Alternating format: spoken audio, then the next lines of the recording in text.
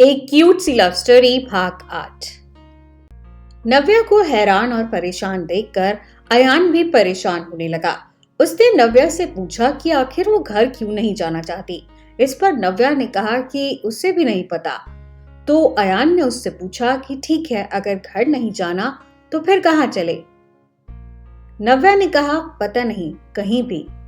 अच्छा ठीक है, ये तो कुछ अजीब है, लेकिन ठीक है, ये बताओ कुछ खाया क्या? मैं तो कुछ खा ही नहीं पाया। चलो कुछ खाते हैं, पर सच बताओ मुझे समझ नहीं आ रहा तुम्हें हुआ क्या है। बोलो तो, सब ठीक है ना नव्या? कोई बात परेशान कर रही है तुम्हें? क्यों खोई सी लग रही हो तुम? अयान ने पूछा। नव्या अयान की बात सुनकर भी चुप ही रही। वो कुछ रिएक्ट नहीं कर रही थी और ये देखकर अयान और ज्यादा परेशान हो रहा है। वो याद कर रहा है कि पूरी शाम में ऐसा कब हुआ जब नव्या को गुस्सा आने का चांस था। फिर उसे याद आया कि उसने पूरी पार्टी में उससे बात ही नहीं की थी। बस वो गिफ्ट उस सबके सामने उसे ऐसे देने की बात उसके दिमाग में घूम रही थी, लेकिन उसने कुछ कहा नहीं। वो बस सोच रहा था कि कैसे भी नव्या का मूड ठीक कर उसे सही सलामत घर पहुंचा दे। गाड़ी चलाते हुए अयान आसपास देख रहा था कि उसे कोई रेस्टोरेंट खुला दिख जाए जहां वो नव्या को जल्दी से कुछ खिलाकर उसे घर पहुंचा दे। पर रात ज्यादा हो गई थी और इसी वजह से सब जगह क्लोजिंग होती दिख रही थी। आगे बढ़ते बढ़ते वो उसी इलाके में पहुंच गए जहां नव्या का रेस्टोरेंट था। अयान को लगा उसके रेस्टोरेंट में तो वो कभी भी जा सकते हैं। अपने रेस्टोरेंट ही चलते हैं नव्या, वहीं कुछ खा लेंगे। नव्या अब भी कुछ खोई सी ही लग रही है। अयान सोच रहा है कि नव्या ने उसकी बात सुनी भी या नहीं। बस 5 मिनट में दोनों रेस्टोरेंट पहुंच गए। वहां भी रेस्टोरेंट बंद करने की तैयारी हो रही थी। अयान ने अंदर जाते ही खुद से ही सब करने की बात की और बाकी सबको जाने के लिए कह दिया। वैसे भी नव्या को देखकर वो नहीं चाहता था कि कोई उसे ऐसे देखे। नव्या आओ बैठो यहाँ, बोलो क्या खाना है, मैं लेकर आता हूँ। अयान ने पूछा। पता नहीं, नव्या ने धीरे से कहा और फिर गुमसुम हो गई। अयान अपना सिर पकड़कर बैठ गया। उसे समझ नहीं आ रहा कि इस सिचुएशन को वो कैसे डील करे। वो लगातार नव्या को देखता रहा, समझने की कोशिश कर रहा है कि उसे आखिर हुआ क्या है। ओके नव्या, अब बहुत देर हो गई, तुम प्लीज मुझसे बात करो, अयान ने कहा और सामने की चेयर से उठकर नव्या के साथ वाली चेयर पर आकर बैठ गया। प्लीज मुझे बताओ, क्या मैंने कुछ ऐसा किया जो तुम्हें पसंद नहीं आया? नहीं, नव्या ने जवाब दिया। क्या तुम गुस्सा हो मुझसे कि मैंने तुम्हें सबके सामने वो गिफ्ट दिया? अयान ने पूछा। नहीं, मैं गुस्सा नहीं हूँ, नव्या ने जवाब दिया। तो फिर बात क्या है, क्यों तुम इतनी उदास हो? किसी ने कुछ कहा क्या? कोई तो बात है नव्या, प्लीज मुझे बताओ, तुम्हें ऐसे देखकर अब मुझे टेंशन हो रही है। बुरा नहीं लगा अयान, मुझे अच्छा लगा, पता नहीं क्यों ऐसा हो रहा है, लेकिन उस पल में लगा मैं बहुत स्पेशल हूँ। सब मुझे देख रहे थे और तुम जैसे आए, वो सब किया, सब कुछ जैसे एक सपने की तरह हो, नव्या ने कहा और फिर उसने अपना सर टेबल पर टिका दिया।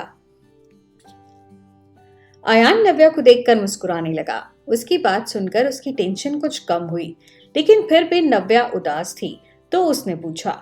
अच्छा लगा तो खुश होना चाहिए ना, परेशान क्यों हो? नहीं पता अयान, बस कुछ अच्छा नहीं लग रहा।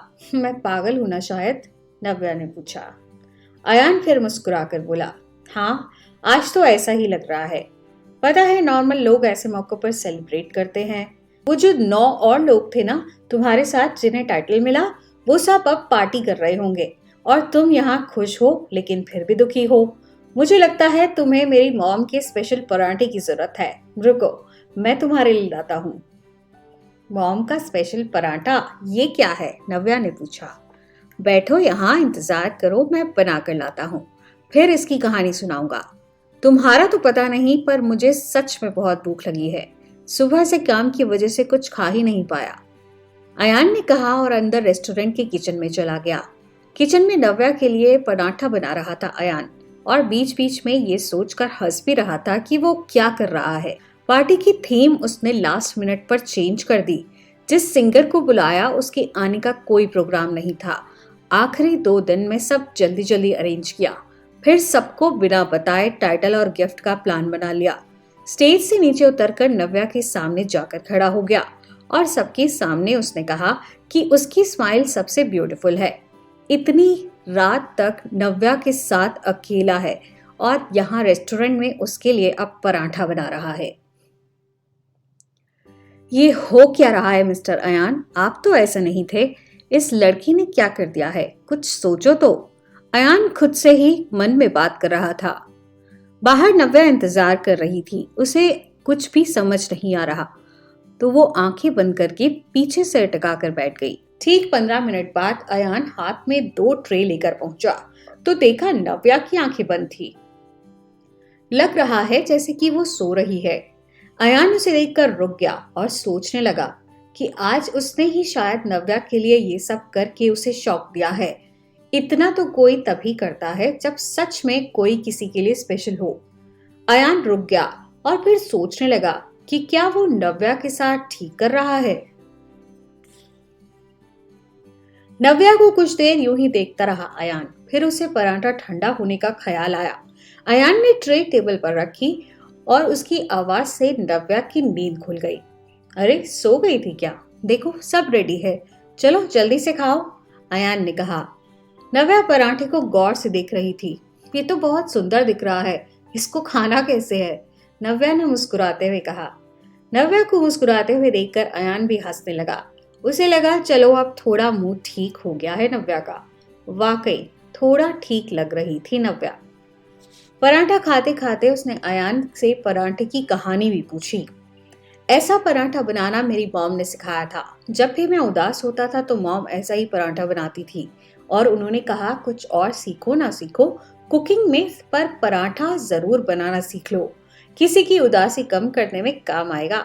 और देखो आज वाकई में काम आ गया। तुम्हारा मूड भी कुछ ठीक लग रहा है मुझे। अब जल्दी से खाओ और घर चलो, सब इंतजार कर रहे होंगे। नव्या ने अयान की बात मान ली। धीरे धीरे सब खत्म किया और वापस घर जाने के लिए दोनों निकल गए। नव्या अब भी ज्यादातर चुप ही रही। घर पहुंचने पर नव्या कार से उतरकर जाने लगी तो अयान ने उसे रोका। गाड़ी से बाहर आकर उसके सामने फिर वही गिफ्ट बढ़ा दिया। जरूरी है ये डेटा? नव्या ने पूछा। हाँ बहुत जरूरी है। अब जाओ, गुड नाइट, अयान ने कहा। ये दिन बहुत लंबा था, क्या कुछ नहीं हुआ इसमें? लेकिन दिन खत्म होने के बाद भी इसका असर खत्म नहीं हुआ। नव्या और अयान अपने घर जाकर सो गए, लेकिन अगले दिन हलचल और तेज हो रही थी। सुबह होते ही एक तरफ नव्या का फोन बज रहा था तो दूसरी तरफ अयान के फोन पर भी कई मिस कॉल्स आए। दोनों को फोन कर करके परेशान हो गई थी पीहू, लेकिन कोई भी फोन उठाने को तैयार नहीं था। नव्या और अयान की तरह पीहू के मन में भी बेचैनी थी। उसे जानना है कि आखिर हुआ क्या कल दोनों के बीच। सुबह के 10 बज गए और अभी तक दोनों में से किसी ने भी पीहू को कॉल बैक नहीं किया। एक बार फिर पीहू ने अयान को फोन ट्राई किया और इस बार अयान ने फोन उठा भी लिया। वो अब भी नींद में ही लग रहा था। ओह थैंक गॉड तुम जिंदा हो। हुआ क्या है अयान, फोन क्यों नहीं उठा रहे? सुबह से ट्राई कर रही हूँ, पीहू ने कहा। हाँ जिंदा तो हूँ, क्या हुआ पीहू, इतनी सुबह सुबह क्यों फोन किया? सब ठीक है ना? सुबह के 10 बज रहे हैं अयान और तुम मुझे बताओ सब ठीक है या नहीं। नव्या और तुम कब तक साथ थे? क्या हुआ कल? पीहू ने पूछा। कुछ नहीं, क्या होना था? नव्या से बात नहीं हुई तुम्हारी? उससे ही कुछ हुआ था। मैं तो ठीक हूँ। नव्या को क्या हुआ? वो फोन भी नहीं उठा रही। इतनी देर तक उसने फोन नहीं देखा, ये पॉसिबल नहीं। पूरी बात बताओ प्लीज अयान, क्या हुआ कल रात को मेरे जाने के बाद? पीहू ने पूछा। वो सब नव्या बता देगी तुम्हें। एक काम करो, अभी उसके घर जाओ, देखो वो ठीक है या नहीं। वहां पहुंचकर मुझे भी फोन करना। अब जाओ जल्दी। ठीक है मैं जा रही हूँ, चलो बाद में बात करती हूँ। पीहू जल्दी से नव्या के घर पहुंची। वहां पहुंचकर तो वो और हैरान थी। नव्या की मम्मी ने बताया कि वो अभी तक सोकर नहीं उठी है। रात को लेट आई थी तो पापा ने उसे उठाने से भी मना कर दिया, लेकिन पीहू से रहा नहीं गया। इतने साल से वो नव्या को जानती है, लेकिन कभी उसे इतनी देर तक सोते नहीं देखा उसने। पीहू को भी लगा कुछ तो गड़बड़ है, लेकिन क्या, ये उसकी भी समझ में नहीं आ रहा था। पीहू ने जाकर नव्या को उठाया। वो तो वाकई सो रही थी। पीहू के उठाने से नव्या उठकर बैठ गई। गुड मॉर्निंग मैडम, पता है टाइम क्या हुआ है? अभी तक सो रही हो तुम नव्या? पीहू ने कहा। ओह मेरा सर, बहुत दर्द हो रहा है पीहू। क्या टाइम हुआ है? नव्या ने पूछा। 10:30 बज रहे हैं नव्या, और जरा अपना फोन तो देखो। कितने फोन किए सुबह से, पर तुमने एक भी नहीं उठाया। पीहू ने नव्या के हाथ में उसका फोन देकर कहा। नव्या ने आंखें खोलकर फोन चेक किया तो उसमें पीहू के साथ साथ अयान की भी मिस कॉल थी, जिसे देखकर नव्या अलर्ट हो गई। अचानक उसे याद आ गया कि उसने रात को क्या किया था। नव्या अपना सिर पकड़कर बैठ गई। मैंने बहुत पागलपन किया पीहू कल रात को, नव्या ने कहा। ओ प्लीज मुझे बताओ क्या हुआ कल रात से, मैं परेशान हूँ। नव्या ने पीहू को सब बताया। बताते बताते नव्या कुछ ज्यादा ही उदास लग रही थी और पीहू पूरी बात सुनकर हंसने लगी। नव्या तुम पागल हो सच में, इतना परेशान कर दिया तुमने उसे, और देखो वो अब भी तुम्हारी फिक्र कर रहा है। ये देखो मेरे फोन पर अयान का कॉल आ रहा है अभी भी। क्या? रुको, फोन मत उठाना पीहू, उससे कोई बात नहीं करनी, नव्या ने कहा। पर नव्या वो परेशान हो रहा है तुम्हारे लिए। मैंने उसे फोन किया तो उसने कहा कि पहले जाकर देखूंगी तुम ठीक हो या नहीं। रुको मुझे बताने दो उसे कि यहाँ सब ठीक है, पीहू ने कहा। पीहू ने फोन पिक किया और बात करते करते नव्या की तरफ फोन बढ़ा दिया। नव्या गुस्से से पीहू को देख रही थी और फोन लेने से भी मना कर रही थी, पर पीहू ने जबरदस्ती फोन उसके हाथ में दे दिया। वहां फोन पर अयान हेलो हेलो कर रहा था। ना चाहते हुए भी नव्या ने उससे बात करनी शुरू की। क्या हुआ नव्या, तुम ठीक हो ना? पीहू परेशान हो रही है सुबह से, कहाँ थी तुम? अयान ने पूछा। कुछ नहीं अयान, बिल्कुल ठीक हूँ। आज देर तक सो रही थी इसलिए फोन नहीं उठाया। पता नहीं सब क्यों परेशान है। तुम्हारी फिक्र है नव्या, इसलिए परेशान है। अच्छा चलो छोड़ो ये सब, तुमने वो गिफ्ट खोलकर देखा क्या? नहीं अभी तो नहीं। क्यों? नव्या ने पूछा। चलो तुम आराम करो, शाम को रेस्टोरेंट में मिलते हैं, अयान ने कहा और फोन काट दिया। क्या हुआ? क्या बोला अयान ने? पीहू ने पूछा। ओह तुम्हें पता है ना मैंने क्या किया, फिर भी उससे बात करा दी, और वो भी इतना परेशान होने के बाद भी बोल रहा है शाम को मिलते हैं रेस्टोरेंट में। मुझे किसी को भी अपनी शक्ल नहीं दिखानी, मैं अच्छी नहीं हूँ पीहू। नव्या तुझे भी अयान पसंद है ना? अब वक्त आ गया है सच बोलने का, खुद भी और बाकी सबसे भी। बोलो क्या लगा तुम्हें कल? पीहू ने पूछा। पीहू मुझे अयान से मिले बहुत कम वक्त हुआ है, अभी तो हम यहाँ आए हैं, इतनी जल्दी ये सब क्यों हो रहा है? कुछ समझ नहीं आ रहा। पता है कल बहुत अच्छा लगा और शायद मैं इंतजार ही कर रही थी कि वो कुछ स्पेशल करे मेरे लिए। उसको देखकर पता नहीं क्या हो जाता है, बस लगता है कि मुझसे ही बात करता रहे, मेरे साथ रहे। कल भी ऐसा ही लग रहा था। मैं जाना नहीं चाहती थी पार्टी से, उससे मिले बिना, और बस उसी पागलपन में क्या कर रही थी खुद ही नहीं पता। अब याद आ रहा है तो गुस्सा आ रहा है खुद पर। पता नहीं वो क्या सोच रहा होगा मेरे बारे में। मुझे कुछ अच्छा नहीं लग रहा। चल ना वापस चलते हैं, यहाँ रुकना तो खतरनाक है, अयान का सामना नहीं कर सकती, नव्या ने कहा। नव्या जो हो रहा है होने दो, तुम्हें वो अच्छा लगता है तो इसमें बुराई क्या है? इसमें तो कोई शक नहीं कि पहले दिन से वो तुम्हें पसंद करता है, इसलिए ये सब करता रहता है, और वो अच्छा इंसान है, तुम्हारे पापा को भी पसंद है, तो फिर दिक्कत क्या है? मुझे तो पहले दिन से ही अच्छा लगा। अब तो मान लो नव्या कुछ हो रहा है तुम्हें भी, पीहू कहकर नव्या को छेड़ने लगी। तुझे मजाक लग रहा है? यहाँ मेरी हालत खराब है, नव्या ने पीहू को डांटा। अरे यार छोड़ ना, ज्यादा सीरियस मत हो, ज्यादा सोचो मत, जो हो रहा है उसे एंजॉय करो, पीहू ने नव्या को समझाया। दोनों बात कर ही रहे थे कि पापा का फोन आया। उन्होंने नव्या को रेस्टोरेंट आने के लिए कहा क्योंकि उन्हें काम से कहीं जाना पड़ रहा है। नव्या तुम जल्दी आ जाओ, अयान यही है, तुम दोनों संभाल लेना, मैं काम से कहीं जा रहा हूँ, पापा ने कहा। लो आ गई एक और मुसीबत, अब क्या करूं? नव्या ने कहा। क्या हुआ नव्या, रेस्टोरेंट जाना है? चलो मैं चलती हूँ तुम्हारे साथ, पीहू ने कहा। हाँ चलो प्लीज, मैं अकेले नहीं जा पाऊंगी। दोनों तैयार होकर रेस्टोरेंट पहुंचे। नव्या फिर अंदर जाने से घबरा रही थी क्योंकि बाहर अयान की बाइक उसने देख ली थी। पीहू वापस चलें, वो अंदर ही है, नव्या ने घबराते हुए कहा। ओहो नव्या, यहाँ काम करने आई हो ना तुम, उससे बात मत करना ठीक है, चलो अब अंदर चले। नव्या और पीहू अंदर आए तो सामने ही अयान दिख गया। वो नव्या को देखकर मुस्कुरा रहा था। नव्या सीधा अंदर चली गई और अपना लैपटॉप खोलकर काम करने लगी। पीहू अयान के पास आ गई और दोनों बात करने लगे। मूड खराब है अभी भी उसका। अयान ने पीहू से पूछा। नहीं ठीक है, बस कोई बात मत करना उससे कल की। अयान मुझे लगता है तुम्हें वो पेंटिंग्स बनवाने के लिए ले जाना चाहिए उसे। 1-2 दिन में अगर पॉसिबल हो तो सब नॉर्मल हो जाएगा, पीहू ने कहा। हाँ ले जाऊंगा, पर कुछ दिन इंतजार कर ले तो ज्यादा अच्छा होगा। मुझे लगता है मुझे उससे दूर रहना चाहिए अभी। कल वो जिस मूड में थी मुझे अच्छा नहीं लग रहा था उसे देखकर। अभी उसे इतना सोचना नहीं चाहिए। उसकी पढ़ाई और रेस्टोरेंट पर ही ध्यान लगाए तो अच्छा होगा, अयान ने कहा।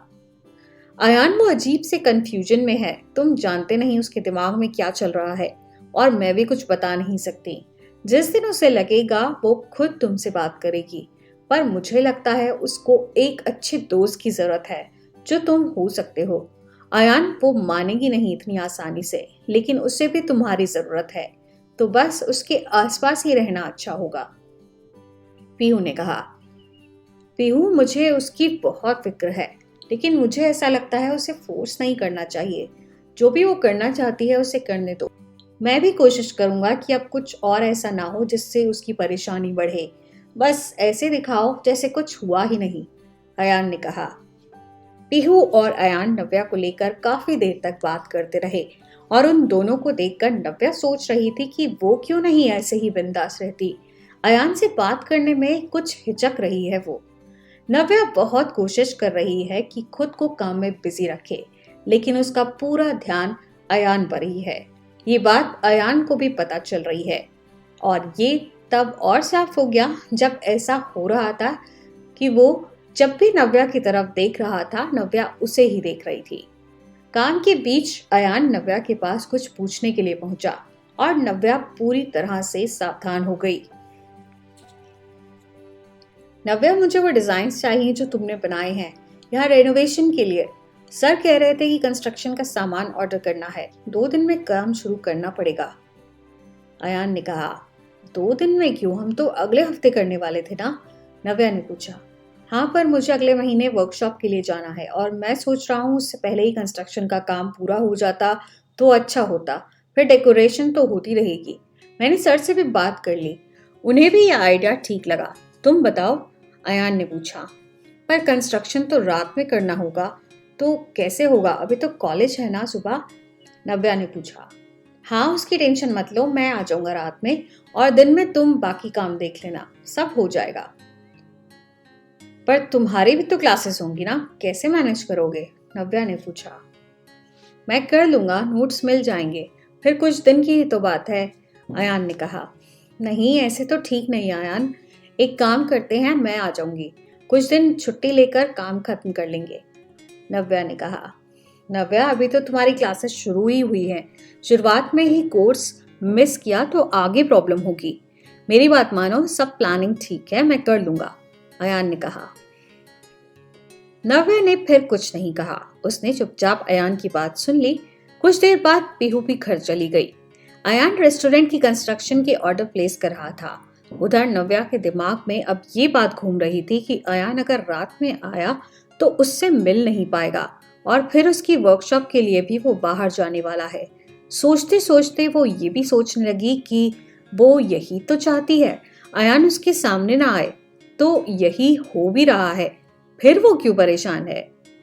कभी कभी कुछ चाहना भी बड़ी आफत हो जाती है, ना मिले तो परेशानी और अगर मिल जाए तो उससे भी ज्यादा परेशानी, क्योंकि चाहतों के साथ और बहुत कुछ अपनाना पड़ता है, कभी चाहते हुए तो कभी ना चाहते हुए।